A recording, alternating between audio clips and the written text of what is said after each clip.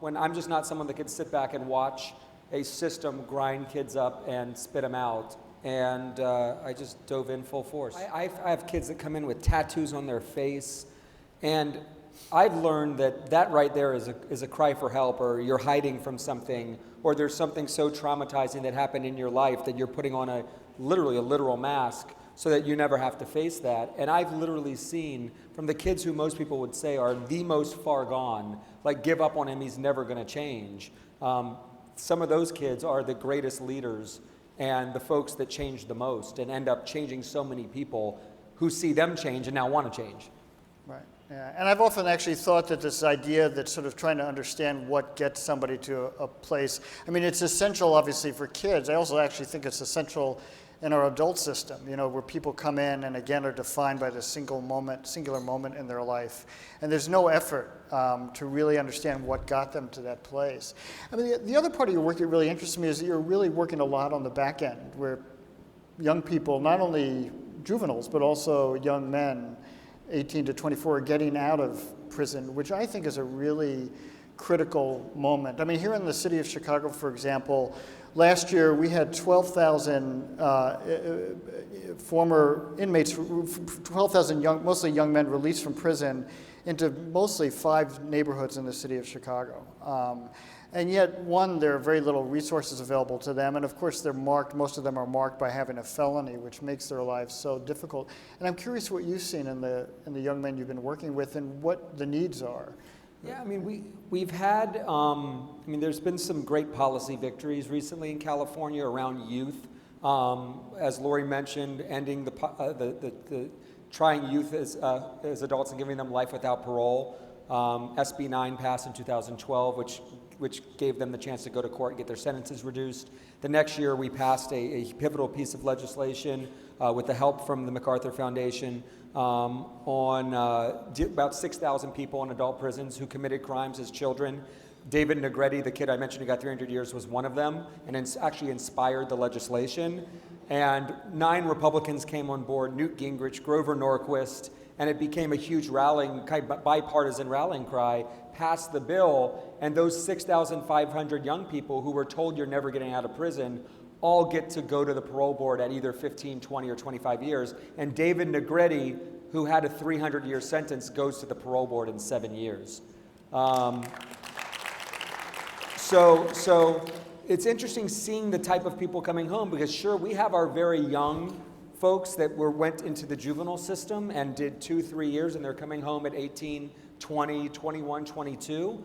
But we also have lifers who have done 23 years in prison. They committed their crime at 15, but now they're coming out at 38 years old. And it's become our membership within ARC. We have just about 200 formerly incarcerated members, are literally an even mix of some very youth and young adults and folks that committed their crimes as youth but have done decades in prison.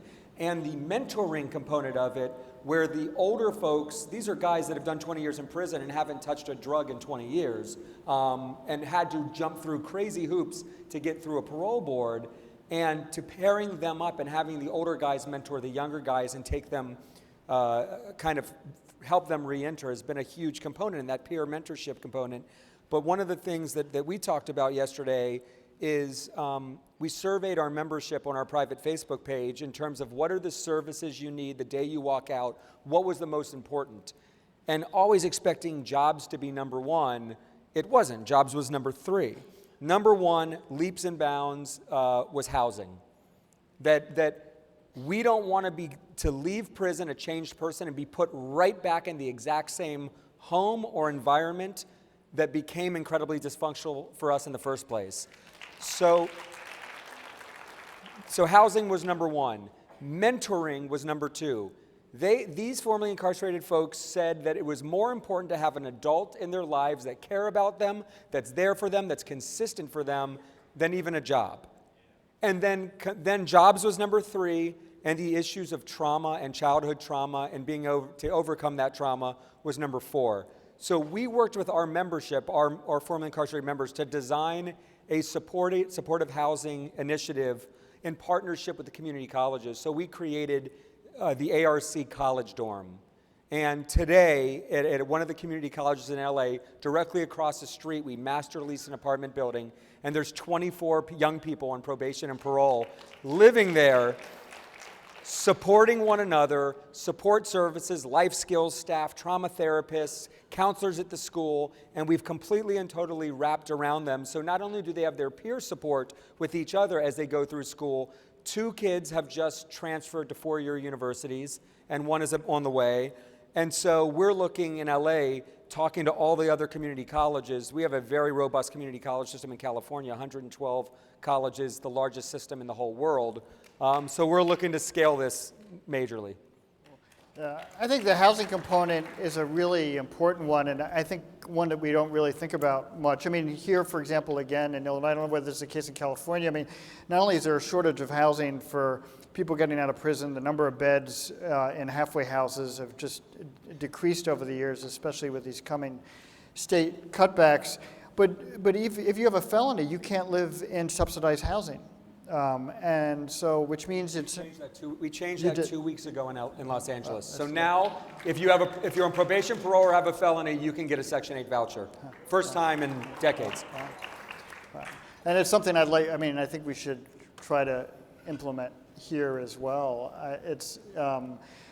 But I think the other part of it is this notion of trying to deal with trauma, which we don't do a very good job of either. I mean, which is so much of Elena's work, but trying to deal with and we talked a little bit about this, but inevitably, as you said, so many people getting out of prison have had some kind of trauma in their life, whether it's trauma in the family or because of the violence in the community.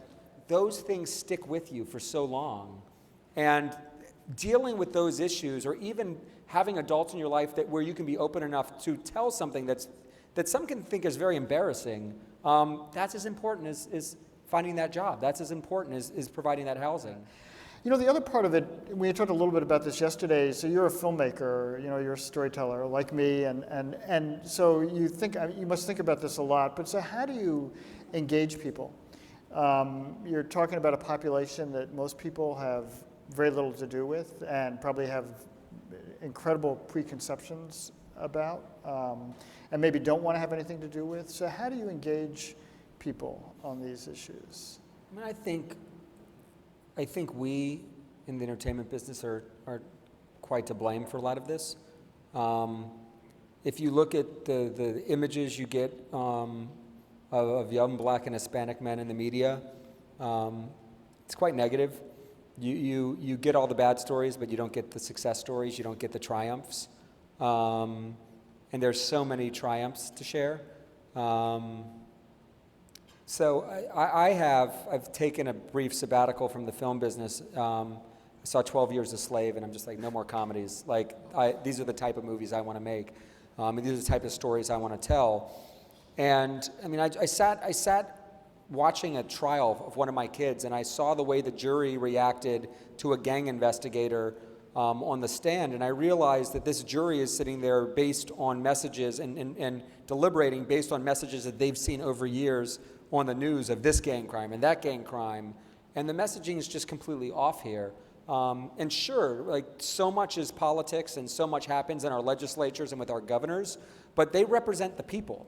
And if the people's views are skewed in one way, and their beliefs on this population, this group of incredible young people, if their beliefs are wrong, then the folks representing them are going to vote the wrong way too. So I'm now diving right back into the film business. You are. And raising about $300 million to tell the right kind of stories. So we are going full-fledged, full steam ahead on telling the right kind of stories in film, TV, documentaries, and online, because we really need to change the narrative that's out there.